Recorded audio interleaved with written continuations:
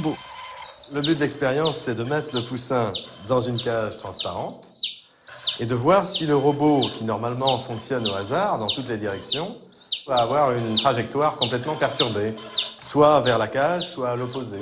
Donc, va-t-il y avoir une influence de la pensée du poussin pour attirer le robot, ou est-ce que c'est impossible ?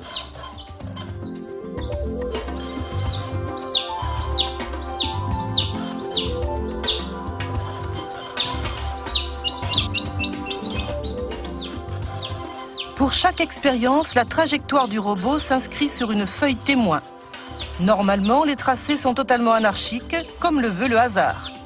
Mais là, on dirait que le robot sait où il va.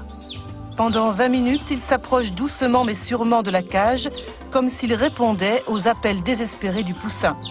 Apparemment, la volonté du petit oiseau a brisé la loi du hasard.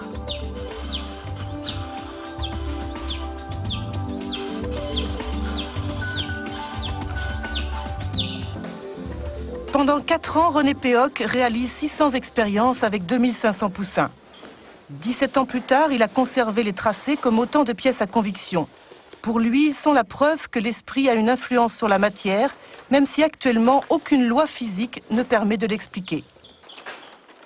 On a obtenu de très très nombreux tracés, dont certains tout à fait impressionnants, comme celui-ci, vous voyez, où le robot est parti du centre et allé directement dans le coin où se trouvait la cage du poussin. Donc des tracés de ce genre, on en a en pagaille. On a fait la moyenne statistique de tous ces tracés. Bon, certains peuvent donner de mauvais résultats et aller dans la direction opposée, mais en moyenne, on a obtenu un robot qui s'est déplacé 2,5 fois plus souvent vers la cage que dans la zone opposée. On a fait autant d'expériences avec des poussins qui avaient déjà leur propre mère poule qu'avec des poussins qui ont été conditionnés avec le robot.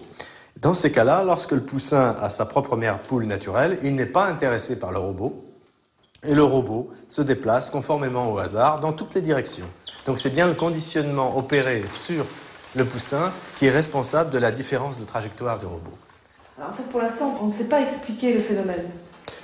Non, c'est difficile de donner l'explication exacte. Bon, on peut émettre des hypothèses, mais à l'heure actuelle, il faut surtout déjà constater que le phénomène existe bien. Bon, parce qu'il y a des physiciens qui, quelquefois, s'amusent à critiquer, mais en fait, il y a aussi dans la physique fondamentale des phénomènes invisibles, immatériels, comme les lois physiques, les forces, l'énergie, le temps, les dimensions d'espace. Tout ça, c'est de l'invisible, de l'immatériel, et on ne sait pas ce que c'est à la base. Bien là, la pensée, c'est le même type de phénomène. On ne la constate que par ses effets sur la matière, mais c'est invisible et immatériel. Et on s'aperçoit que l'homme ou l'animal peut interférer, peut biaiser les règles du hasard, de façon à ce que ce hasard lui soit favorable, dans le sens qu'il désire. Est-ce qu'il est difficile en France de choisir un tel thème comme sujet de doctorat ?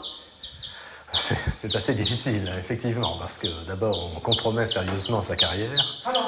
Oui. Et il faut dire qu'après, il vaut mieux pas envisager une carrière universitaire, parce que c'est un peu l'obscurantisme en France. Nous sommes un des seuls pays fortement industrialisés où il n'y a aucun laboratoire de psychophysique. Moi, j'appelle ça de la psychophysique, les autres parlent de parapsychologie. Mais bien que ces phénomènes soient indiscutables, c'est encore un sujet tabou. Août 2002. Pour la première fois, les parapsychologues tiennent leur congrès à Paris. Parmi la centaine de chercheurs présents, il n'y a pas un seul Français, au grand regret du professeur Maurice d'Édimbourg.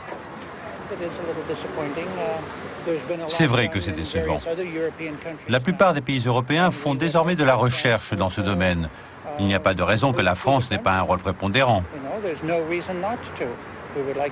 Nous aimerions être inspirés par les travaux et l'enthousiasme des chercheurs français. C'est très important.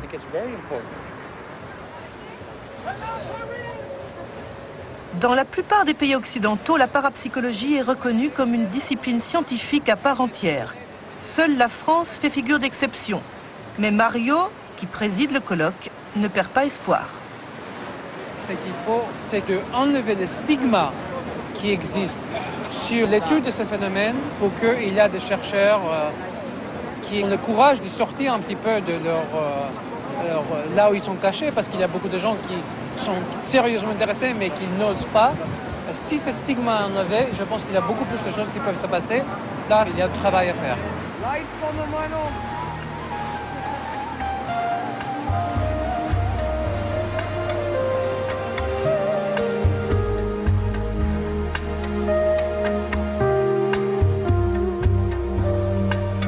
De pièces à conviction. Pour lui, sont la preuve que l'esprit a une influence sur la matière, même si actuellement aucune loi physique ne permet de l'expliquer. On a obtenu de très nombreux tracés, dont certains tout à fait impressionnants, comme celui-ci, vous voyez, où le robot est parti du centre et allé directement dans le coin où se trouvait la cage du poussin. Donc des tracés de ce genre, on en a en pagaille. On a fait la moyenne statistique de tous ces tracés. Bon, certains peuvent donner de mauvais résultats et aller dans la direction opposée, mais en moyenne, on a obtenu un robot qui s'est déplacé 2,5 fois plus souvent vers la cage que dans la zone opposée. On a fait autant d'expériences avec des poussins qui avaient déjà leur propre mère poule qu'avec des poussins qui ont été conditionnés avec le robot. Dans ces cas-là, lorsque le poussin a sa propre mère poule naturelle, il n'est pas intéressé par le robot, et le robot se déplace conformément au hasard dans toutes les directions. Donc c'est bien le conditionnement opéré sur le poussin qui est responsable de la différence de trajectoire du robot.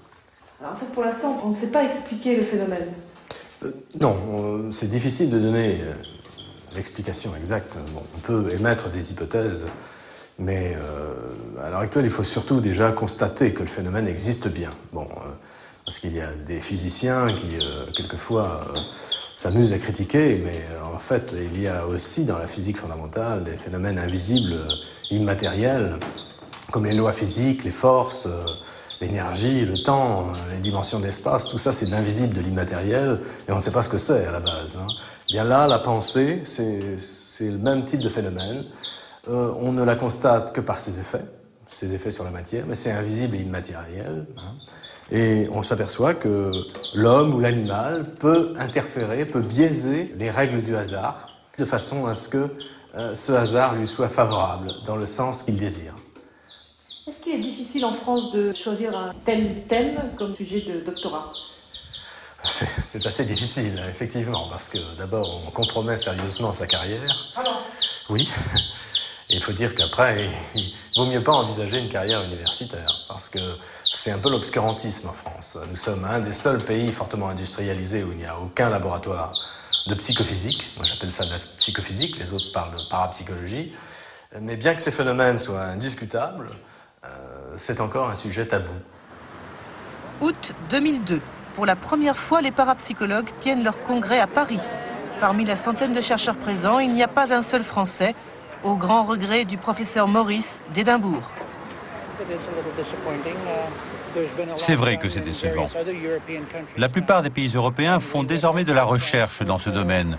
Il n'y a pas de... Répondait aux appels désespérés du poussin. Apparemment, la volonté du petit oiseau a brisé la loi du hasard.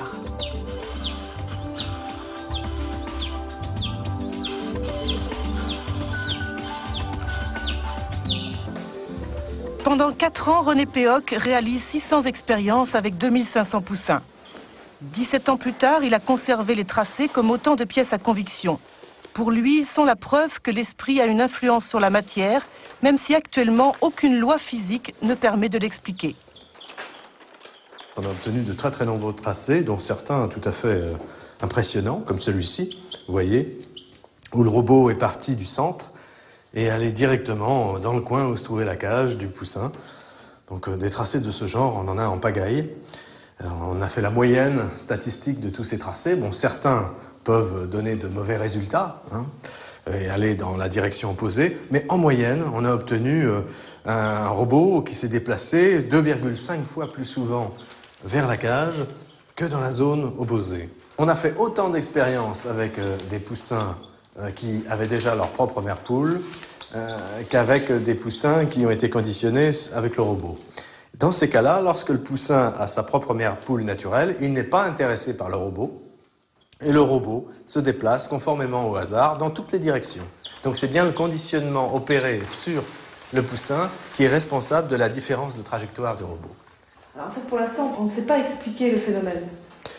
Non, c'est difficile de donner l'explication exacte. Bon, on peut émettre des hypothèses, mais à l'heure actuelle, il faut surtout déjà constater que le phénomène existe bien. Bon, parce qu'il y a des physiciens qui, quelquefois, s'amusent à critiquer, mais en fait, il y a aussi dans la physique fondamentale des phénomènes invisibles, immatériels, comme les lois physiques, les forces, l'énergie, le temps, les dimensions de l'espace. Tout ça, c'est de l'invisible, de l'immatériel, et on ne sait pas ce que c'est à la base. Bien là, la pensée, c'est le même type de phénomène. On ne la constate que par ses effets sur la matière, mais c'est invisible et immatériel. Et on s'aperçoit que l'homme ou l'animal peut interférer, peut biaiser les règles du hasard, de façon à ce que ce hasard lui soit favorable, dans le sens qu'il désire. Est-ce qu'il est difficile en France de choisir un tel thème comme sujet de doctorat? C'est assez difficile, effectivement, parce que d'abord, on compromet sérieusement sa carrière. Ah non. Oui. Et il faut dire qu'après, il vaut mieux pas envisager une carrière universitaire, parce que c'est un peu l'obscurantisme en France. Nous sommes un des seuls pays fortement industrialisés où il n'y a aucun laboratoire de psychophysique. Moi, j'appelle ça de la psychophysique, les autres parlent de parapsychologie. Mais bien que ces phénomènes soient indiscutables,